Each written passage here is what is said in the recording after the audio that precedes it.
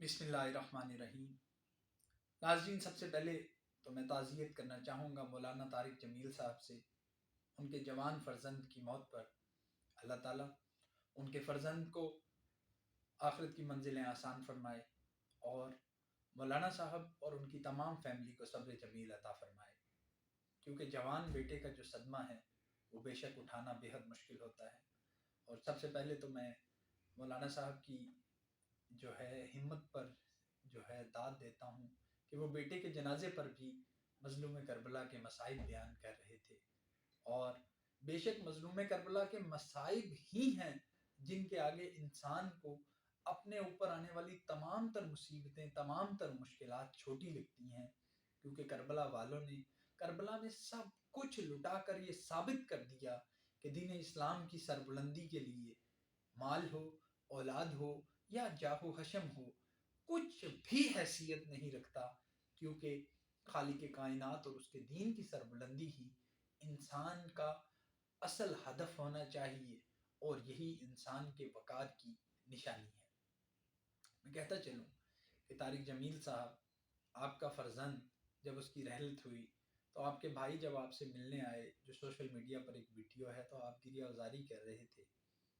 उधर देखिए हुसैन मज़लूम कि जिनके सामने उनके जवान अली अकबर शबी पैगंबर के सीने में जब बर्छी लगी, तो जिस मलून ने वो बर्छी मारी थी उसने कहा था, मैं देखूंगा कि हुसैन जब बर्छी का टूटा हुआ फल अपने बेटे अली अकबर के लाशे से निकालेंगे तो किस तरह से निकालते हैं। ये बेशक हुसैन का ही जो है सब्र था। कहीं असगर को जो है 6 माह का नन्हे अली असगर का लाशा उठाया, कहीं अकबर का लाशा उठाया, कहीं अब्बास के बाजू उठाए, सिर्फ और सिर्फ नाना के दीन की खातिर। अल्लाह ताला करबला के उन शहदा के सदके तारिक जमील साहब के बेटे की बख्शिश फरमाए। और यहाँ मैं आखिर में एक जुमला और कहता चलूँ कि तारिक जमील साहब के बेटे, जो कि ज़हनी मर्ज़ में मुब्तला थे, साइकोलॉजिकली जो है वो अपसेट थे बचपन से, और उन्होंने जो है अपने सीने में जो है गोली मारी, सुसाइडल अटेम्प्ट की। तो यहाँ पर कुछ लोग कहते हैं कि जी वो देखिए, वो जो है दीन के इतने मुफक्किर थे, इतने आलम थे, उनके बेटे ने खुदकुशी कर ली। तो हमें ये चीज़ अंडरस्टैंड करने की बेहद ज़रूरत है कि डिप्रेशन कोई मामूली चीज़ नहीं।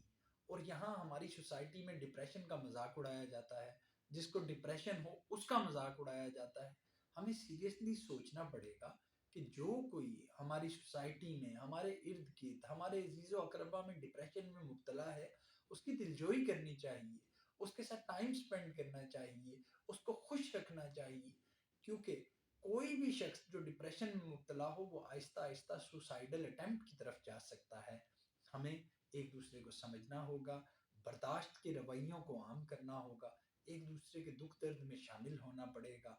और अगर कहीं हमें किसी के सुसाइड की खबर मिले तो हमें सीखना होगा कि उसके जो रिलेटिव्स हैं उनके साथ हमें किस तरह गुफ्तगू करनी चाहिए, कैसे ताज़ियत करनी चाहिए। एक मरतबा मेरी मुलाकात हुई मौलाना तारिक जमील साहब से, वालिद साहब के हमरा।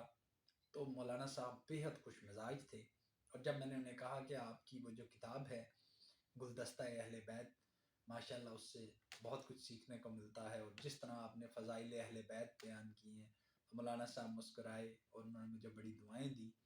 आखिर में मैं एक दफ़ा फिर कहूँगा, अल्लाह ताला मौलाना साहब को सब्र अता फ़रमाए,